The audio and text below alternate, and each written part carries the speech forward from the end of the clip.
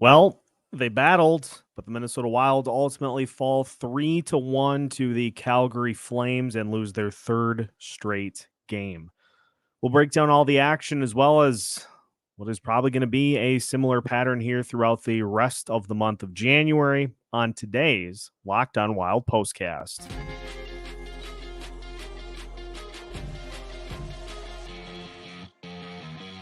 You are Locked On Wild POSTCAST, part of Locked On Minnesota on the Locked On Podcast Network.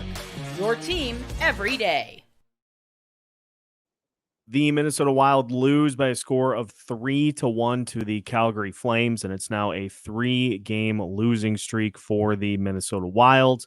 Welcome into another Locked On Wild postcast as we break down all of the action or lack thereof from what we saw from the Minnesota Wild here tonight. It was a pretty quiet game for the Minnesota Wild, to say the least. Obviously, not a great first period as the Flames were able to dominate play for the most part and came away with 2 goals. Andrew Mangiapane scoring on a deflected puck that he was able to tip down underneath Fleury's arm.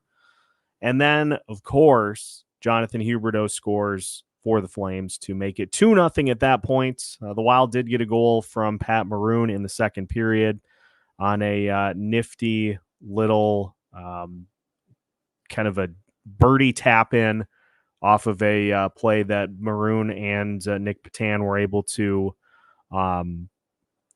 put together for a rush. And so it was 2-1 heading into the third. The Wilds could not really have played any better in the third period, but they weren't able to solve Jacob Markstrom, who turned away a lot of shots that seemed to go directly into his pads. And the Wilds come away frustrated on the wrong end of a 3-1 game. And I'm not upset really by much that happened in this game. I just am kind of concerned that this is going to be what we see from this team as we navigate through without the likes of Kirill Kaprizov, without the likes of Matt Zuccarello. I don't have to tell you all the names. We know all the names at this point by memory of the players that aren't in the lineup. And look, Marc-Andre Fleury was great in this one tonight. You should feel pretty confident about your ability to win a game when your goalie gives up 2 goals, has some just fantastic saves, especially in the second, especially in the third. It seemed like Fleury just was making great save after great save in that third period. But if that top line, if that Boldy, Eriksson Ek, and Johansson line isn't scoring, it's going to be a struggle to get offense from the rest of this team. And now you add into the mix, Marcus Foligno now being hurt, and John Hynes saying after the game that they have no update on the severity of his injury.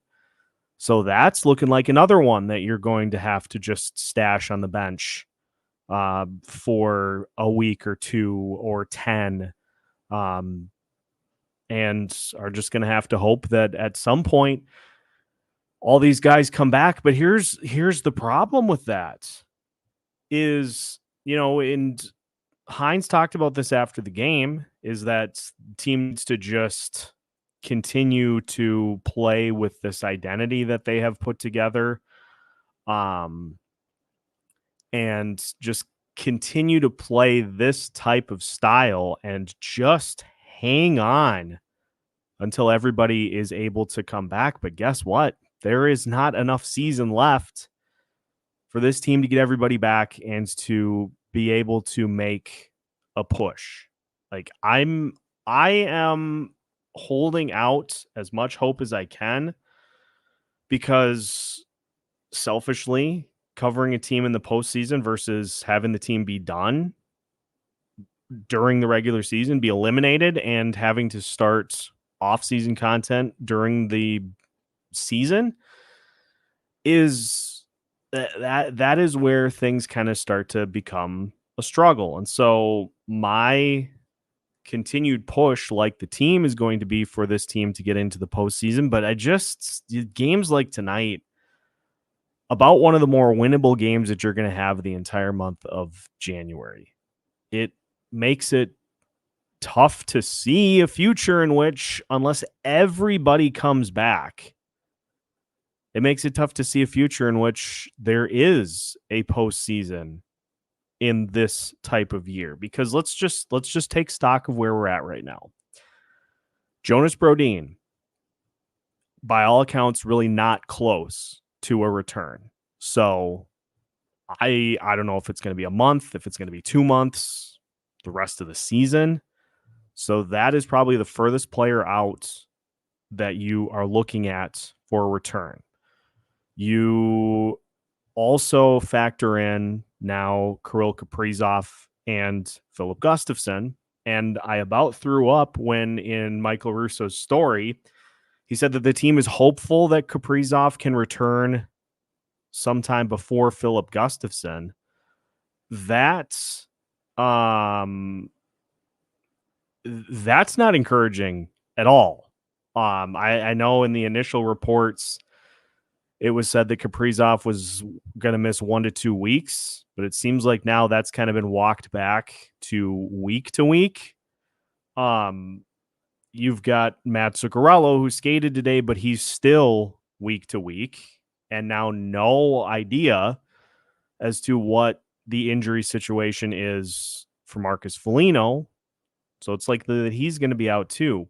I think it was Dylan Lokes tweeted out that the Wild had $52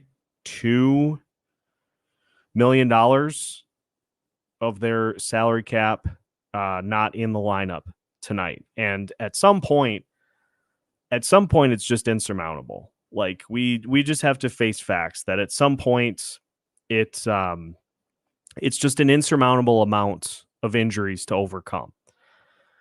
And credit to the Iowa guys for coming in and doing what you would expect Iowa players to do. Like, I don't think anybody is going to say that Jake Lucchini, Nick Patan, Sammy Walker, I don't think anybody is going to question the work ethic that those guys brought in. And, you talk about the continued efforts of Dewar and Duhaime. And honestly, it's not an issue of lack of effort. It is just plain and simple, compared to other teams, a lack of skill. Like, you are just missing so much skill on this team, and you're missing one of the guys that is just such a focal point of what you're trying to do offensively in Kirill Kaprizov. Just think about the number of instances in which Kirill Kaprizov is the one that handles the puck in almost every situation out there on the ice. And honestly, if you want my 2 cents as to why the first period went the way that it did, was because there are a lot of players on this roster that are not the go-getter types from a scoring perspective. And so you have a lot of guys that just aren't sure who's going to be the one to take the lead. And you see, I will credit players like Brock Faber and Marco Rossi till the day I die, because their game doesn't change regardless of who's in the lineup, who's out of the lineup. Their game doesn't change because they are still, even with this team hitting this losing skid now,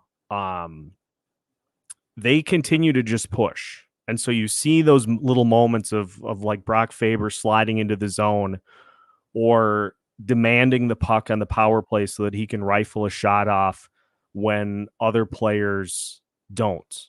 When the Marcus Johanssons have open opportunities on the far side of the zone in the face-off circle and just don't pull the trigger. Like, you have to, you, if you're on that top line now, you got to just let it rip. And I get it. Calgary Flames, they blocked a ton of shots here tonight. And the last thing you want to do is take a shot from the top of the zone that gets blocked and it leads to an odd man rush going the other way or a breakaway. But the guys that are in the positions to lead this team, the driver's seats, which is the Matt Boldy line. And look, Boldy, I thought Boldy bounced back nicely after his game on Sunday, in which I didn't think he played particularly well. I thought Joel Eriksson did a lot of really good things in this one, but it's been, I think, 2 consecutive games now in which we have seen Johansson kind of go back to where he was at the beginning of the season, where he's just straight up not taking shots. And if you are going to be playing 20 minutes a night for this team, you can't be a passenger. You can't just be along for the ride. You have to be playing an aggressive role in what is going on the ice. And if you're not, then somebody else is going to have to step in and take those opportunities, because you can't afford to have as many one and done possessions as this team did early in the game, at times throughout the second period, because look at how much time it led to sustained zone time for the Calgary Flames early on. They're going to have to fight and claw and scrap and work for everything that they get over the next 3 to 4 weeks. And with the teams that we talked about coming up on the schedule, it's going to be a very, very it's going to be a roller coaster. Now, they beat the Tampa Bay Lightning on Thursday. I'm going to hop in here like they just won the Stanley Cup and am going to climb on the we're back wagon. Tuesday never happened. That's just the nature of how this works. That's just the nature of covering sports, is that you ride the highs and the lows. You fully dip your hands into the highest of highs and the lowest of lows. And, it's at this point, just a game in to a game into 2024, it's just feeling like this is going to be a struggle until some of these guys come back. And I'm not just talking about like you got to eke out 3-2 wins every night. Like, you're going to have to beat some teams 1-0, where you find a way to get a lucky bounce and your goalie just completely stops the opponent from scoring. So those are kind of my 2 cents as to what we saw here in this one tonight. We obviously have a lot more to get to here. I will try to make this not a funeral procession. But I feel like we're walking down that road already enough as it is. So we'll try to lighten it up. We'll get to your comments, and we'll continue to react to a 3-1 loss to the Calgary Flames by your Minnesota Wild. More of tonight's Locked On Wild postcast is on the way after this. Tonight's Locked On Wild postcast is brought to you by Game Time. If one of your New Year's resolutions is to be more in the moment in 2024, Game Time can help you with some of those spontaneous sports or concert experiences.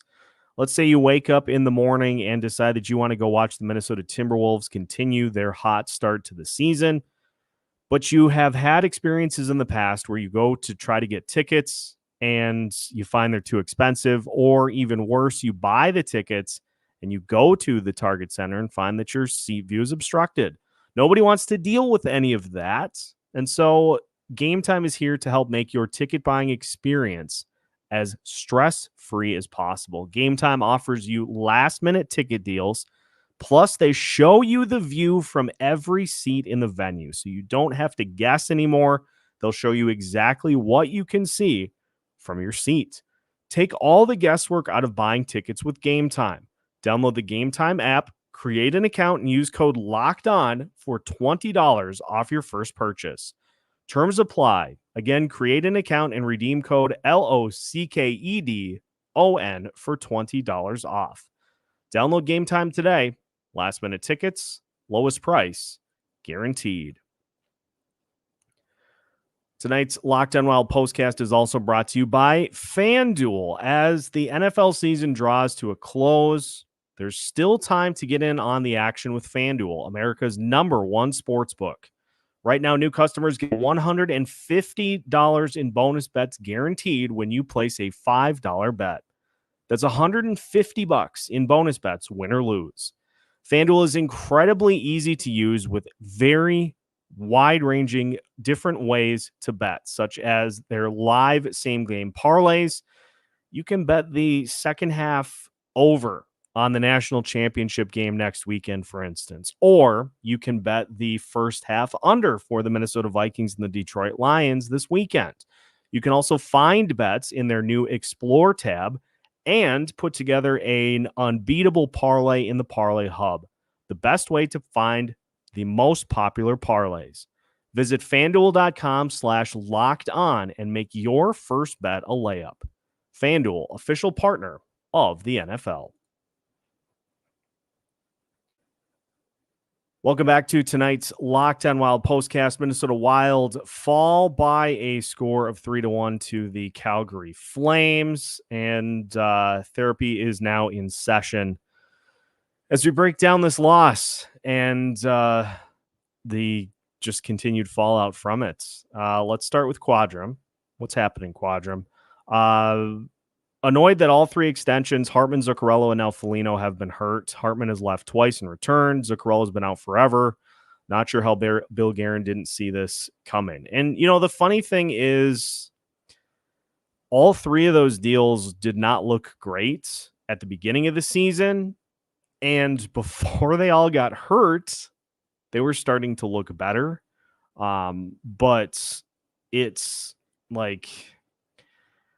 The thing that I think is frustrating too is just the lack of idea of timetable on any of these.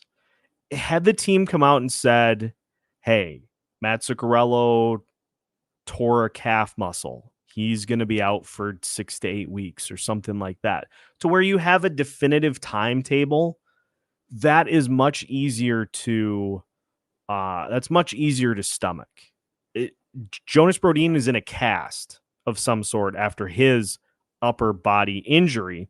And so if you come out and you say he broke a bone in his wrist or something along those lines, and you say the expected timetable is blank, it's much easier to stomach as opposed to just the vagueness at which we get any sort of updates. The NFL has it like the next day. Justin Jefferson's dealing with a calf injury. Expected return time is 2 to 3 weeks. For the NHL, all you get is the day after the game. All you get is we have no update, and then the update that you get is upper or lower body, and either day to day or week to week, or if it's really bad, they just put him directly on injured reserve. I think that's what makes these injuries the most frustrating, is because we don't see anything. In the case of Matt Zuccarello, you don't see anything that happens that is like, oh man, this is really bad. Like, this is probably going to be something that puts him out of the lineup for a while. Like when Jonas Brodin got smashed up against the boards. In that moment, you're like, yeah, that did not look great. Wouldn't surprise me if he's out for a while. But players come out of the lineup and you don't get any updates as to what's going on. and it leaves us just completely guessing as to what's happening. And so I think had we known the extent of the injuries, I think some of this is more palatable. But, I'm in the same boat. Like I just always was of the opinion that there was no need to rush into any of those extensions. You could have just seen how the season went. And if you have a season like this, the natural response is to take a bit of a step back. Now you really can't. If this season continues to play out the way that it is, let's say you finish 15 or 20 points out of a playoff spot.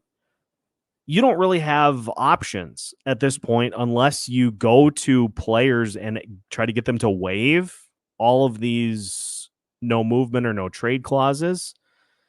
You don't really have a choice other than to just roll it up and hit the ground running with the same speed and intensity and ferocity that the start of the season this year had. And so it feels like it has just kind of boxed this team into a corner. Now, we're dealing with 100% hindsight.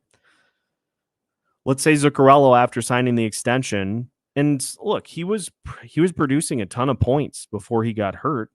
Let's say he had 35, 36 points, 40 points in 30 games. I don't think anybody questions that deal. But I think a lot of it has to do with the fact that we have no idea how long these guys are out, when we can expect them back, and you are limping to the finish line. Like this is like trying to run a marathon with a Charlie horse, a ruptured Achilles, a sprained MCL, broken toes, and just hoping that you can get to the finish line without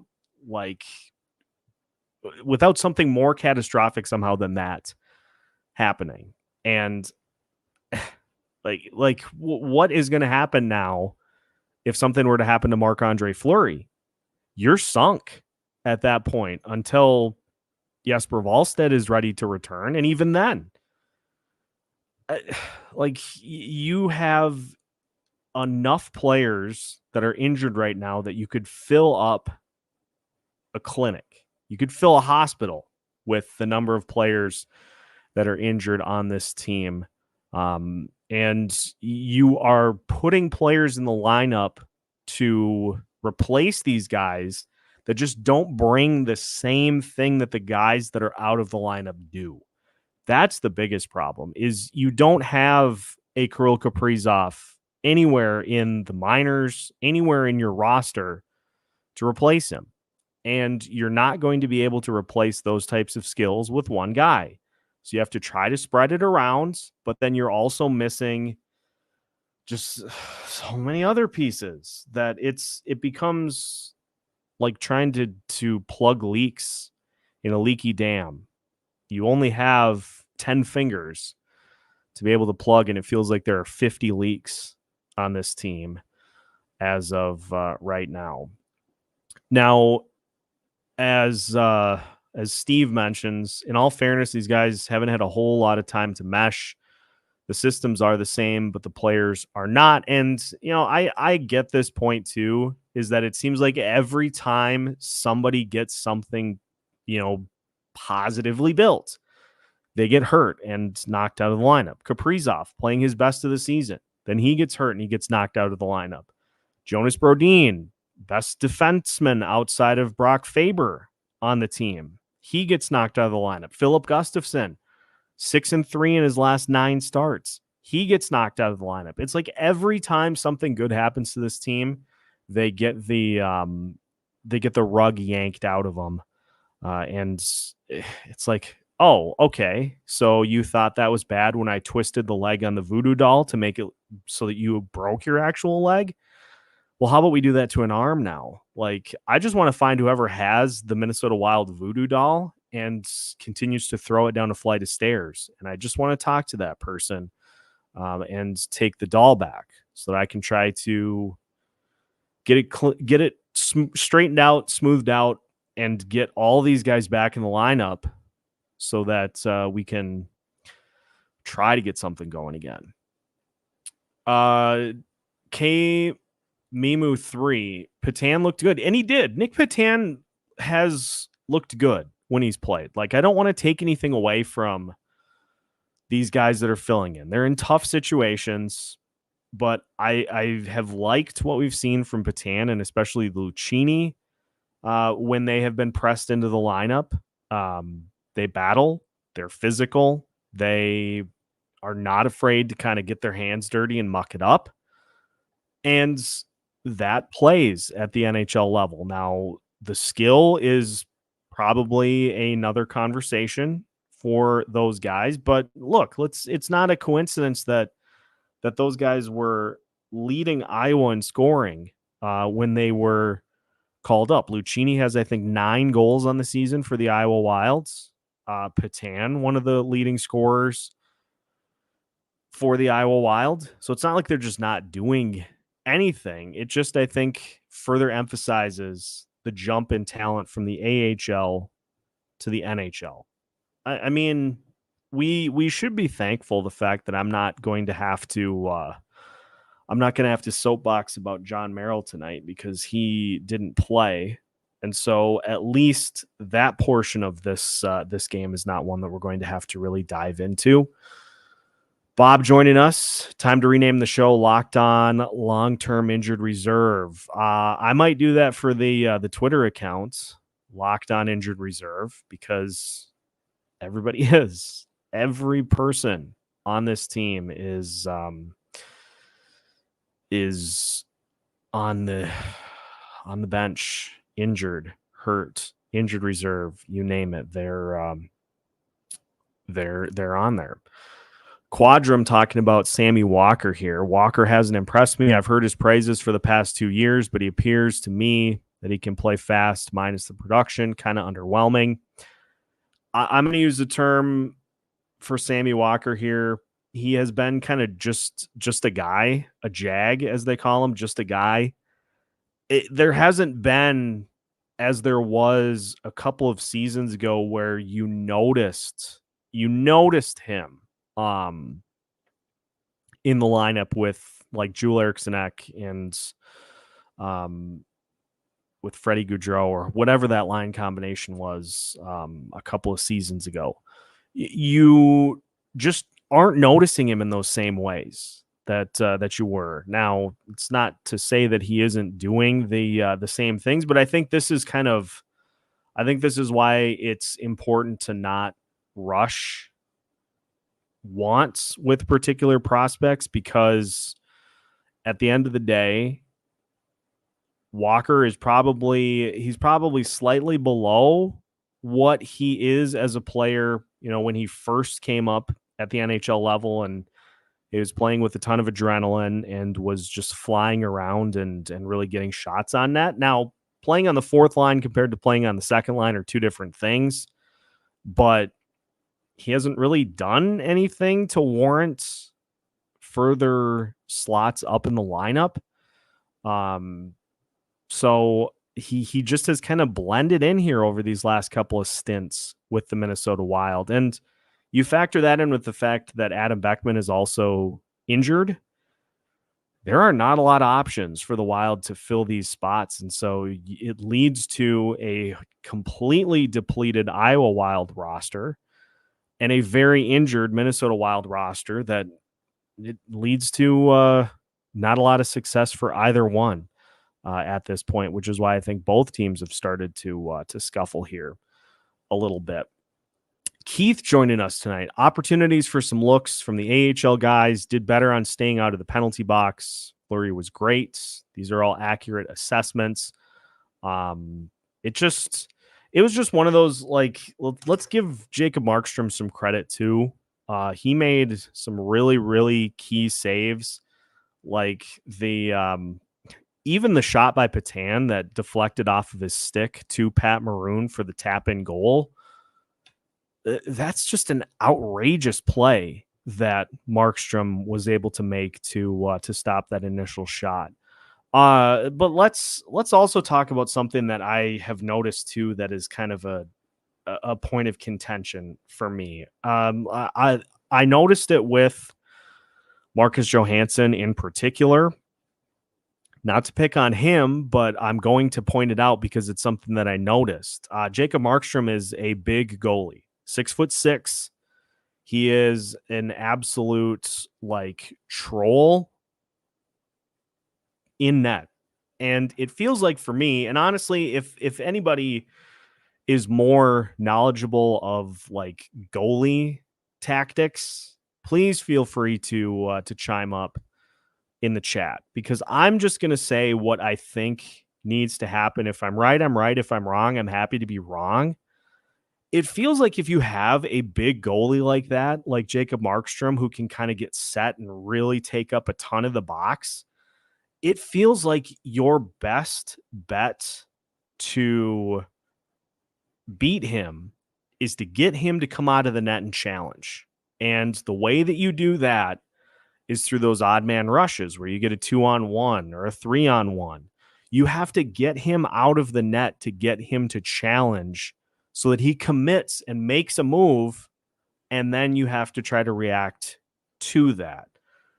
If you're just peppering shots on his pads, he's big enough to where he can wall off a big portion of the net. And Joel Eriksson Ek tried. He had one shot that he zipped. He buzzed Markstrom up high. I feel like, especially with the big goalie who has a bigger trunk, a bigger core, a bigger lower body, you got to try to get them. It's like throwing golf balls trying to throw golf balls past an oak tree. You're not going to have a ton of success if you're trying to hit a target directly behind a giant oak tree and you're just stationarily throwing the golf balls and hoping that you're going to be able to get one where they make a mistake.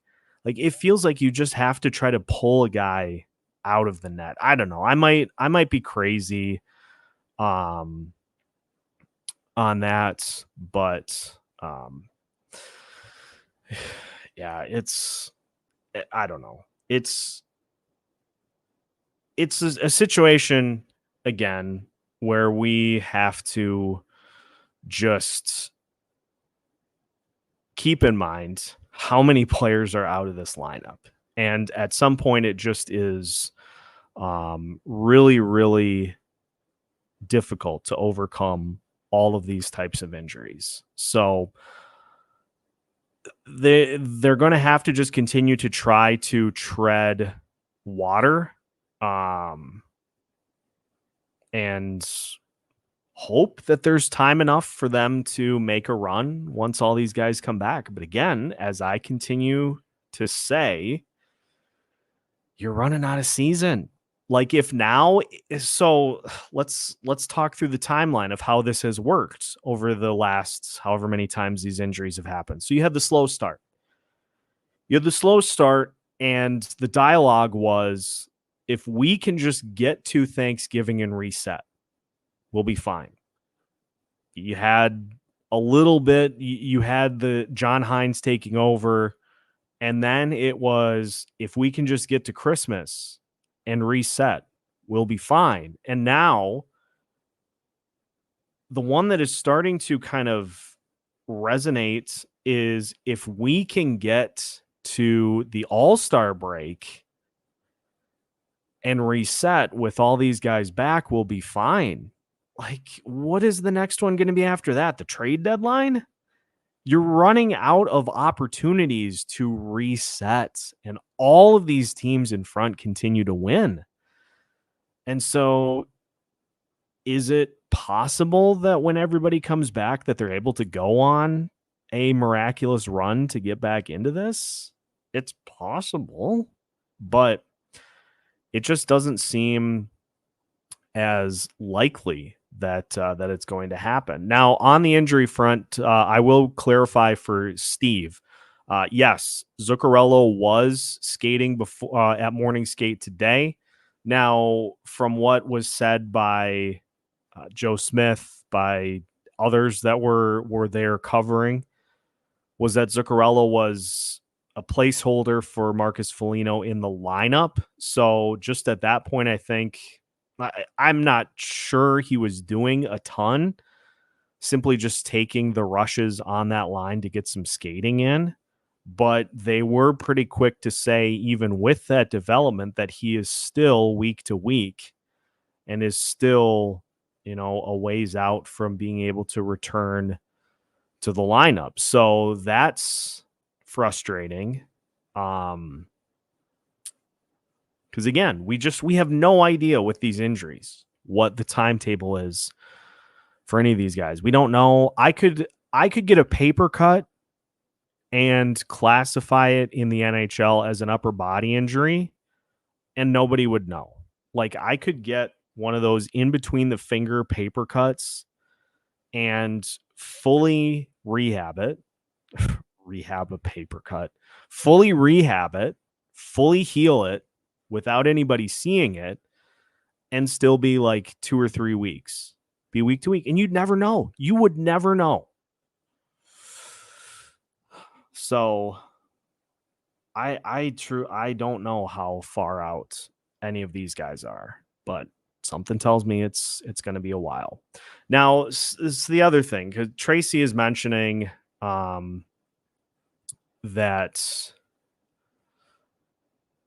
we've got a lot of blue line shots that we have seen. And this plays nicely off of my point earlier that the Wild need to do a better job of avoiding those one and done possessions, because guess what? A lot of the time those one and done possessions are one and done because you get into the zone and you immediately, because you haven't been in the offensive zone for a while, you immediately fire a shot on the goalie from the blue line that makes it an easy save, and it just leads to a quick reset.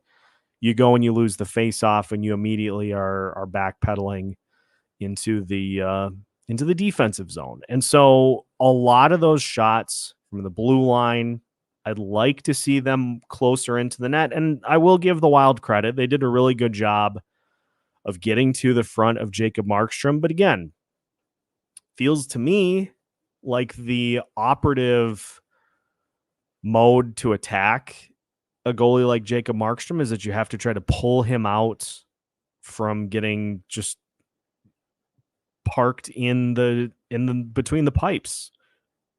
And so if you're going to sit in front of him and try to jam pucks past him, that just doesn't feel like the operative way to attack a goalie. So there have been just a lot of shots that were easily blocked from the top of the zone, and that ends up being a problem too, because you only get a handful, you only get a set amount of shot attempts per game, and if 24 blocked shots in this game for the Calgary Flames. So take however many shot attempts the Minnesota Wild had in this game, subtract 24 of those. If you had even 10 of those opportunities, that might be a goal. And so that ends up being something too, where you just have to continue to work closer to the net to cash in on some of those opportunities. Let's talk about this Quadrum. I heard down the Facebook grapevine something about the Wild trying to get Matt Dumba back. Any chance of this happening? Love to see him over Goose and Merrill. Let's go to the tape and look at Matt Dumba's numbers so far this season. Where is he at here? Okay, so Dumba so far this year, he has 5 points in 34 games.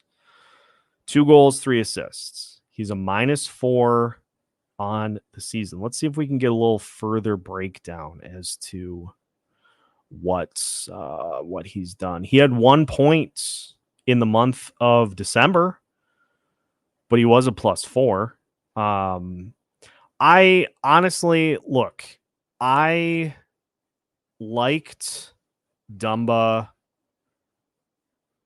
when he was here. Obviously, that fight with Tkachuk completely changed the trajectory of his career. I just think we reached the point with we just reached the point with Dumba where it made the most sense to just move on. Would I take him over Goligoski or Merrill? I'd probably take him over John Merrill. Honestly, I don't really know because I have heard some things that he hasn't been particularly good for the Arizona Coyotes so far this season. So let me set this, let me set the record here for the group as we get closer and closer to the trade deadline, which will be the next. That'll be the next if we can just get to the trade deadline and reset. That'll be the next one that we see from the Wild after it turns out there are more injuries between now and the All-Star break. I am hugely against trade deadline acquisitions for this roster for a couple of reasons. Number one, from a money perspective, you really can't make it work unless you move somebody off the roster. And I don't get the sense that Bill Guerin is super amped about the possibility of doing that. Like, he is very adamant that he likes Hartman, Foligno, Zuccarello, Johansson, Fleury, Goligoski. I don't see any of those guys being moved off the roster. And so what is left for you to throw at teams to make trades? Picks or prospects? I'm not super jacked about the opportunity to add something to a mix that I don't think anybody is of the illusion that this team is capable of a deep cup run this year. I don't think anybody is putting themselves in that category. So it just doesn't make sense for me to try to resuscitate this season by bringing somebody in, even if it is Matt Dumba. And as Tracy points out, Dumba's $3.9 million salary, Arizona would have to eat a good chunk of that, which means that you're going to have to pay more in prospects to get him. And as far as selling at the deadline goes, let's look at this too. Zuccarello, Hartman, Foligno, Johansson. I should just look at Cap Friendly because I have it up here. As far as selling goes, the guys who would be on the block if you were going to sell, which is another thing that Bill Guerin will never do. Connor Dewar, Pat Maroon, and Brandon Duhaime. And at least on the Dewar and Duhaime front, those are guys that I think play pretty good low-end roles, fourth line roles. Now, they're not irreplaceable by any stretch, but I certainly would be of the mindset that I would like to keep players like that. Now, Pat Maroon, on the other hand, he's been a good locker room presence. I mean, he was a pleasant surprise at the beginning of the season. I think we've kind of seen now more what we expected at the beginning of the year from him over these last few months. That'd be about the only guy that you could really legitimately see a team trying to grab. And that would be for him to play a fourth line role with them. Too much money for the likes of Foligno, Hartman. Those contracts are not going to be suitable for playoff teams to come in and try to acquire unless you eat half of it for the next 3 or 4 years. So I don't think this team's going to buy at the deadline.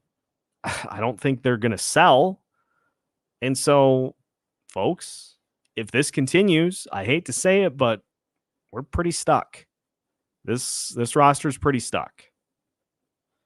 So best hope is that this team views getting healthy as trade deadline acquisitions and either limps into the postseason on the final day, winning in, or doesn't make it.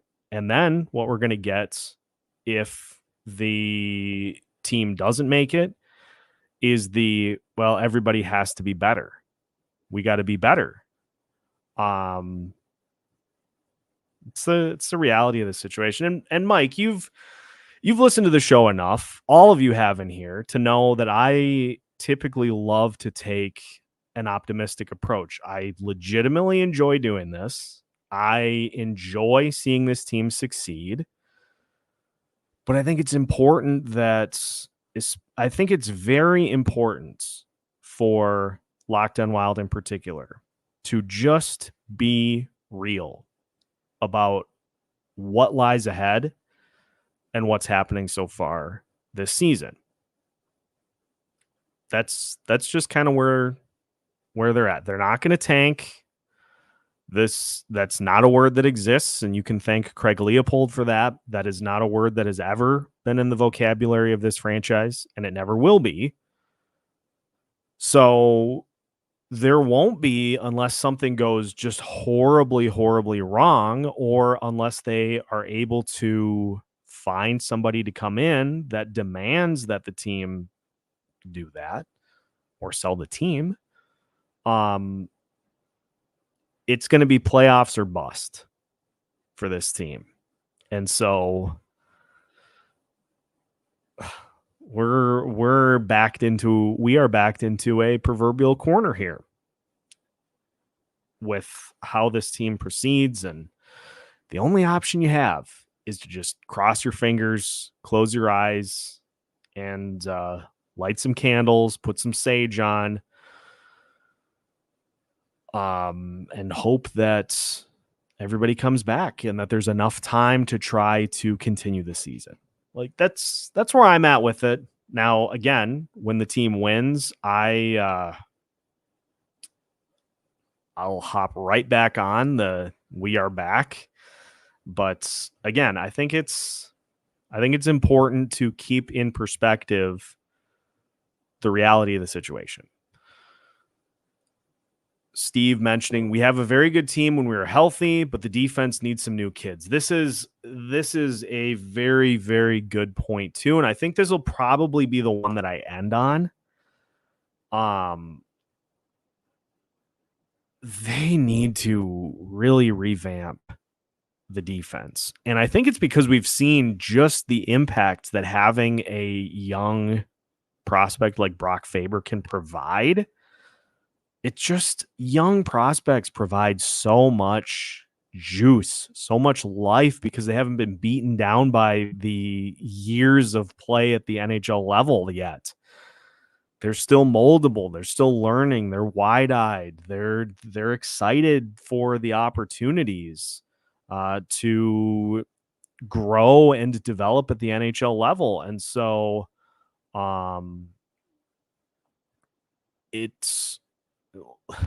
they do need another one or two guys, I think, especially defensively, that are able to come in here in the next year or two, because Jared Spurgeon ain't getting any younger, and it hasn't happened yet. Durability-wise, though, with both Spurgeon and Brodin, that's certainly a conversation to be had. The play of Jonas Brodin hasn't broken down yet, but he's going to get older and it's going to happen eventually. And so if you can get Carson Lambos or Jack Peart or Kyle Masters or one of those guys, if you can get one of those guys to come in and have a similar impact that Brock Faber has, that's going to go 1,000 miles in the right direction. So that's going to be something, maybe that's something that I should start to key in on here a little bit to see who may be able to help Brock Faber in the passing of the torch for the Wild defensively. So that's where we're at. I'm not super optimistic for Thursday because it's the Tampa Bay Lightning, but we've been in situations like this before where you're not optimistic. I was semi-optimistic about the game tonight, but look how that happens. I have had plenty of games over the last couple of seasons where I have said the Wild have no chance, and they end up making me look like an idiot because they go out and they win. This is the nature of life at the NHL, is that for all the matchups we see on paper where it's like, oh yeah, the Wild have no chance. The team that they play comes in and plays terribly, plays down to the competition. Somebody has a bad game. Goalie has a bad game.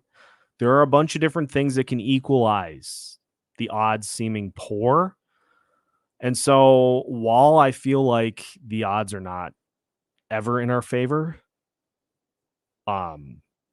Thursday's a new day. And so we're going to get some sleep, going to sleep on it.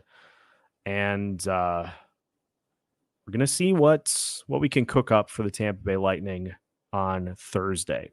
Tampa Bay starting 5 D-men tonight could be advantageous.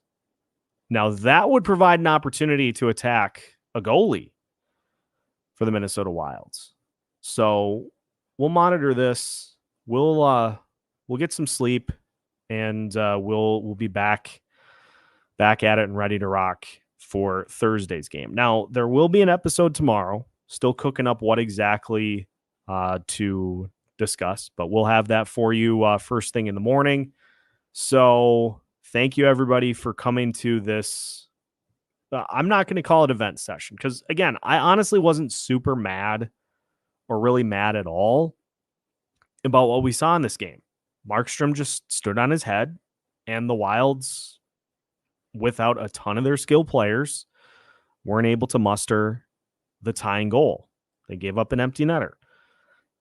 So let's just hop in here and talk it out, and that's exactly what we did. So thank you, everybody, for coming in here, just talking things through. That's why we do these, is so that that everybody can come in here and we can all just kind of take it all in, talk ourselves through it, and get ready to move on to the next one. So appreciate everybody joining as always.